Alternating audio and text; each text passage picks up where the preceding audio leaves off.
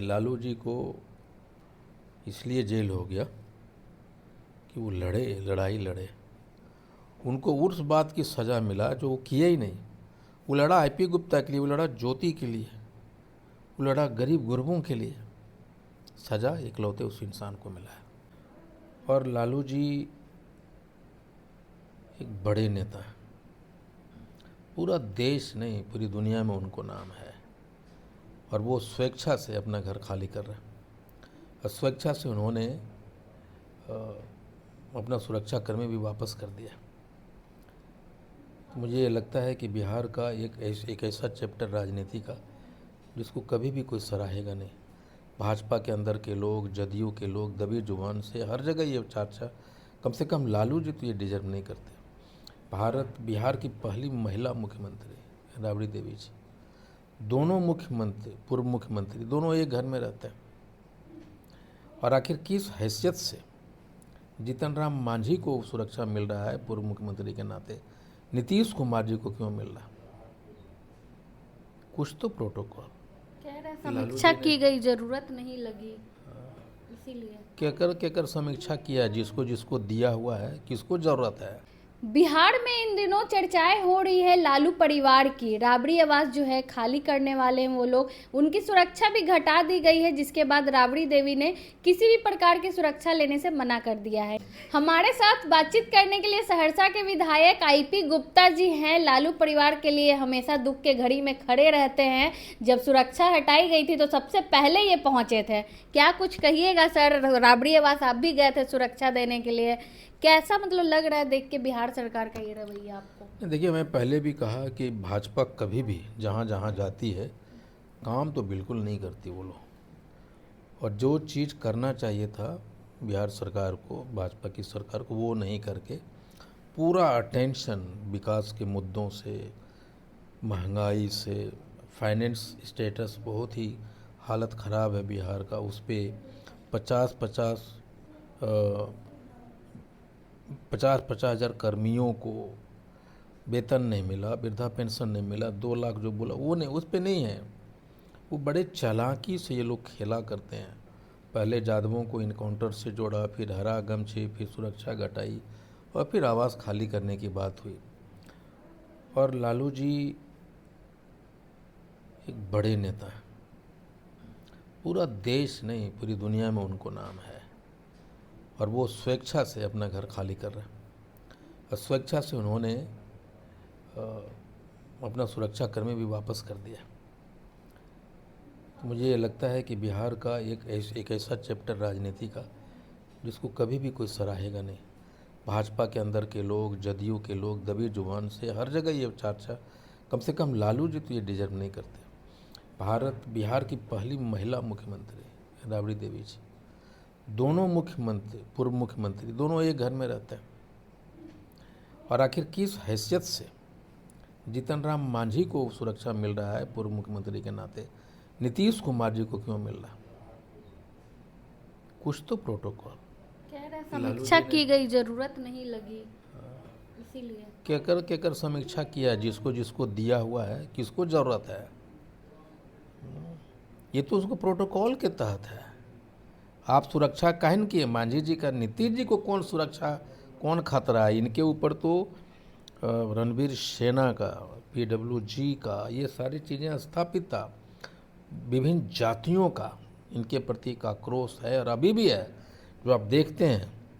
न वो मांझी जी के प्रति है, नीतीश जी के प्रति, तो उसको क्यों, उनको क्यों दे रहे हो भाई? इनको क्यों घटाया? एक्चुअली इसके पीछे 3 कारण मैं पहले भी कहा।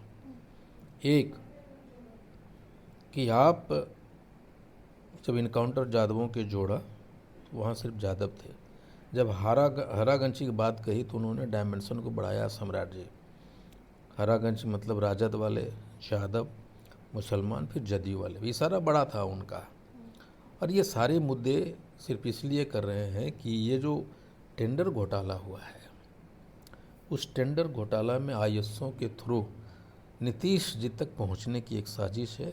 और वहाँ इसलिए पहुंच रहा है कि नीतीश जी का जो कैरेक्टर है, जो उनका एक ऑरा है, जो पर्सनल, इसको ख़त्म किया जाए।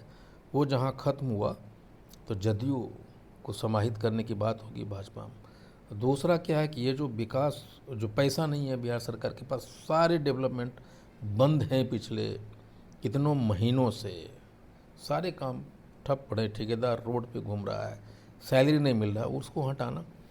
और तीसरा, यहाँ पे मैं चालाक और चतुर नेता समझता हूँ सम्राट जी को। उन्होंने देखा कि जब राजद कमज़ोर हुआ, महागठबंधन कमज़ोर हुआ, तो नीतीश जी इतना कमज़ोर हो गए कि उनको सरेंडर करना पड़ा भाजपा का। इस बात को वो जानते हैं सम्राट जी कि अब वो निर्विवाद रूप से कुशवाहा का नेता है। कुशवाहा कुर्मी समाज के एक नेता नीतीश कुमार जी को नेता माना और लार्जर पार्ट उनके साथ जुड़े। अब वो वैक्यूम हो गया, उधर नीतीश जी नहीं है और इधर बड़ी चालाकी से कुशवाहा जी को भी खत्म कर दिया ये लोग। उपेंद्र कुशवाहा को साइड कर हाँ, दिया। तो अब आने वाले दिनों में अब एक मात्र नेता है कुशवाहा कुर्मी के, जो है सम्राट जी। अब वो चाहते हैं कि जहाँ महागठबंधन कमज़ोर होगा, राजद कमज़ोर होगा, हम कमज़ोर हो जाएंगे। हमारी जो मांग है या हमारी जो पर्सनालिटी है या हमारी जो औचित्य है भाजपा में तभी तक है जब तक ये मजबूत रहते हैं, तेजस्वी जी। और तो वो ये सारी चीज़ें इसलिए कर रहे हैं कि राजद जो है ना, आज पूरी राजनीति लालू जी के इर्द गिर्द घूम रही है ना, तो सेंटिमेंट्स उभर रहा है, यानी राजद मजबूत हो रहा है। जब राजद मजबूत होगा तो उधर वो मजबूत होंगे, उनका पोजीशन मजबूत होगा सम्राट जी का। और आज आप लिखिए कि जिस तरह की पर्सनालिटी सम्राट जी का है, जिस तरह डिसीजन लेते हैं, भाजपा को सहज करता है। अब भाजपा के करेजा पे चढ़ के बने हैं मुख्यमंत्री, वो आरएसएस के करेजा पे चढ़ के, उनको मालूम है कि वहाँ खतरा है। आने वाले समय में वो निश्चित रूप से एक पार्टी बनाएंगे। सम्राट चौधरी। हाँ, जदयू खत्म होगा, सम्राट चौधरी जी एक पार्टी बनाएंगे और एक धाड़ा हो जाएंगे बिहार में। तो वो धाड़ा तभी तक मजबूत होगा जब इधर मजबूत होगा। बीजेपी में डिमांड बना रहे, हमेशा उनकी अस्तित्व बना रहे, इसलिए सारी चीज़ें ड्रामा हो रहा है। 11,000 करोड़ का घोटाला होता है सर, चारा घोटाला से बड़ा घोटाला, लेकिन उतना मतलब मीडिया में भी कवरेज नहीं मिल पा रही है। विपक्ष भी इस मुद्दे को क्यों नहीं सही से उठा पा रहा? यही तो एक बात है ना, ये जो बात है ना, वो भाजपा वाला सब डालता है और वही हम लोग छोटे छोटे हमारे सब उन्हीं बात करते हैं। हम अगर नाचेंगे भी नहीं यहाँ, तैयो मीडिया नहीं दिखाता है।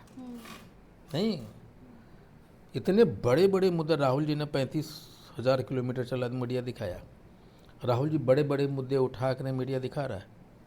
कहाँ दिखा रहा है? आप कहाँ जाएंगे दिखाने के लिए? सारी चीज़ें हो रही है, लेकिन जो चीज़ कंट्रोल किया है 20-22 बरस से जो सत्ता में बैठे लोग थे, वही ने फंड जा रहा है मीडिया के पास में। अब सारे मीडिया तो उन्हीं के चक्कर लगा रहे हैं, तो कौन उठाएगा? हम लोग बोलेंगे भी तो कहाँ उठता है ना चीज़ों को।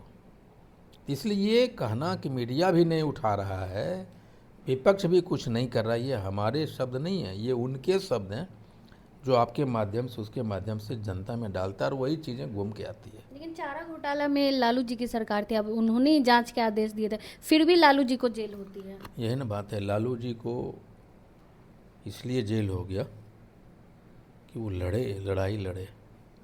उनको उस बात की सज़ा मिला जो वो किए ही नहीं। वो लड़ा आईपी गुप्ता के लिए, वो लड़ा ज्योति के लिए, वो लड़ा गरीब गुरबों के लिए। सज़ा इकलौते उस इंसान को मिला है। आज उनका जन्मदिन है। मैं तो ईश्वर से कामना करूंगा कि उन्हें लंबी उम्र दे और स्वस्थ रखे ईश्वर उनको। लेकिन उनके नाम के साथ चारा चोर, तो जंगल राज, क्या क्या नहीं जुड़ता है? कौन जोड़ने वाले हैं? वही जो चोर है। देखो, हमेशा एक बात को ध्यान रखना है, पुरानी कहावत है, चोर मचाए शोर। जो एक्चुअल चोर था वो तो छूट गया, लेकिन ये सारी जो व्यूह रचे जाते हैं, ये उन्हीं लोगों के लिए रचा जाता है जो लड़ता है। किसकी लड़ाई लड़ता है? गरीबों को, गुरबों की। और लालू जी के साथ वो दुनिया जानती है कि वो चोरी किसने किया, सज़ा किसने भोगी।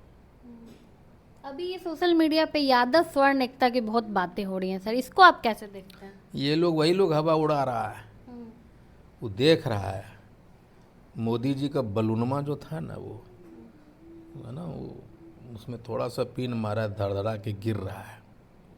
वो जानता है कि यही तो एक ताकत है यादव, ना, जो लाठी उठाने वाला होता है, जो लड़ने वाला होता है।